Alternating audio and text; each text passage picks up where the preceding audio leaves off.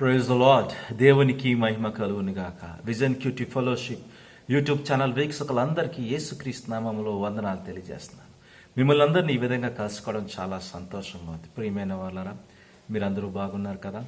మనం ఇర్మియా గ్రంథం నుంచి ధ్యానాలు చేస్తున్నాం. నేడు మన ధ్యానం కోసం ఏర్పాటు చేసుకున్న వాక్య భాగం ఏమనగా ఇర్మియా 48వ అధ్యాయము 26 నుంచి 35 వచనాలు. 26, 27 వచనాలు చదువుకుందాం. దయచేసి మీ దగ్గర బైబిల్ ఉంటే తెరవండి. మోయాబు యెహోవాకు విరుద్ధంగా తను గొప్ప చేసుకునను. దాని మతిల్లజేడి మోయాబు తన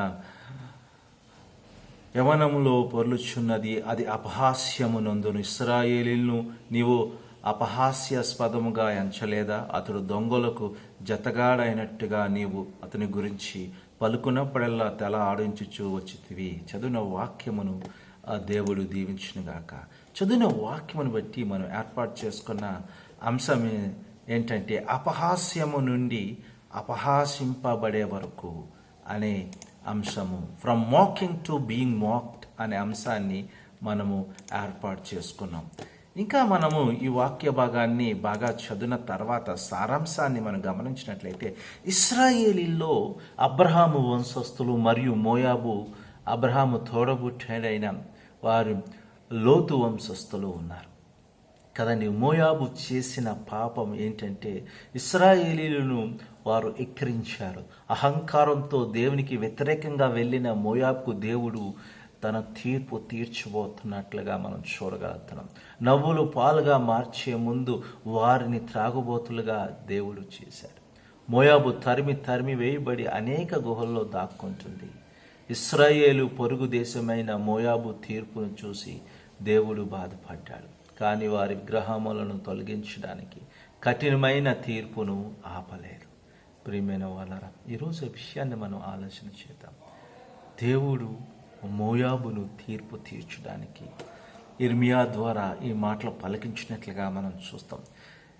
ఇంకా మనం లోతుగా వాక్య భాగాన్ని ధ్యానం చేస్తే దేవుడు మనకు నేర్పే పాఠం గ్రహించడానికి వీలు కలుగుతుంది. 26 నుంచి 30.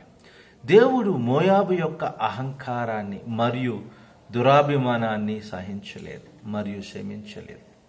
దేవుడు మోయాబును అత్యల్ప ప్రదేశానికి లాగి వారిని అత్యంత అవమానకరమైన స్థితిలో పడేలా చేశాడు. వీరు గర్వించేలా మిమ్మను చేసేదేమిటి? మనం ఎల్లప్పుడూ వినయంగా ఉంటూ మన పొరుగువారి పరిస్థితులను దృష్టిలో ఉంచుకొని మాట్లాడదాం, ప్రవర్తిద్దాం. ప్రియమైన వాళ్ళ ఈ విషయాన్ని మనం ఆలోచన చేయాలి. అహంకారము, దురాభిమానము దేవుడు క్షమించలేడు, సహించలేడు. అది చాలా దేవునికి విరుద్ధమైంది. మనం ఇతరుల పట్ల మనం ఏ విధంగా వ్యవహరిస్తున్నాం?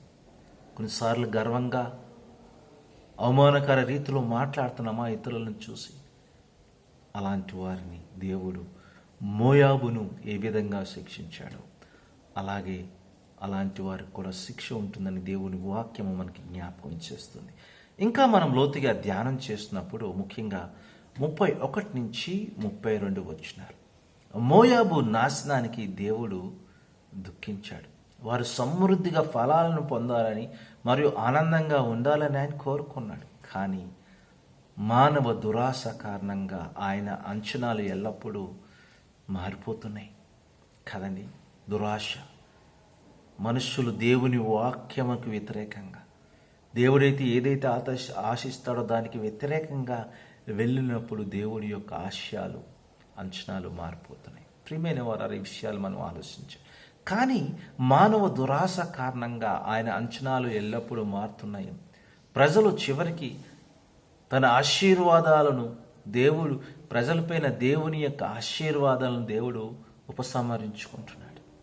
వారికి తీర్పు తీర్చవలసి వచ్చే పరిస్థితికి మానవులు తీర్చుకుంటున్నారు కదండి. మానవులే తీర్చుకుంటున్నారు. ఆయన తీర్పు తీర్చులా. అది ఆయన హృదయాన్ని విచ్ఛిన్నం చేస్తుంది, చాలా బాధ పెడుతుంది, దుఃఖిస్తుంది. ప్రియమైన వాళ్ళరా, ఈరోజు నీవు నేను ఆలోచన చేద్దాం. మనం చేసే పనులు, మనం చేసే క్రియలు దేవునిని బాధ పెడుతున్నాయా? ఏ విధంగా మనం దేవునిని బాధ పెడుతున్నామా, సంతోష పెడుతున్నామా?